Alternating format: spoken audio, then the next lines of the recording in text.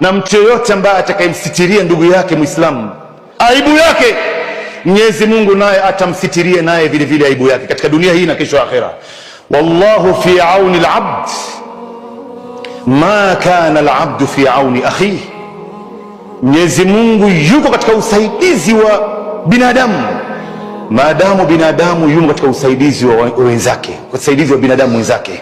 Wallahi, kama wanavyosema baadhi ya salafu na salih, lam yabqa, nafsi ya binadamu imehukumiwa na Mwenyezi Mungu kwamba inataka mabaya. Ndio Mungu alivyoiumba nafsi yako na yangu, ndugu zangu, inakuamrisha maovu tu. Sasa hali ingelikuwaje leo binadamu angeachiwa afanye anavyotaka yeye? Hii dunia ingegeuka juu chini kwa machafu ya binadamu. Sheitani amewapambia binadamu matendo yao mabaya, akawaonesha kwamba hichi ni kitu kizuri. Ndio unaona mtu yoyote ambaye anayefanya madhambi anaona hichi ni kitu kizuri, kinaniletea faida, kina maendeleo. Ndio unamuona yule ambaye anajihusisha na biashara ya riba, anaona hakuna biashara kama hii. Wewe lakini ukiamka siku mambo yako hayaendi, kila unalolifanya limekuwa zito, wajaribu sana hili limekuwa gumu, hili limekuwa gumu, basi kithiraisha sana kuleta la haula wala quwata illa billah.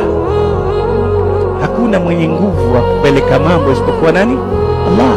Hakuna mwenye mbinu bora isipokuwa Allah. Sema la haula kwa wingi. Ukikwama mahali, watu wengi siku ya kiyama watalia kwa sababu ya urafiki mbaya. Ya laitani lam attakhidh fulanan khalila. Kuna watu siku ya kiyama watalia kwa ajili ya marafiki.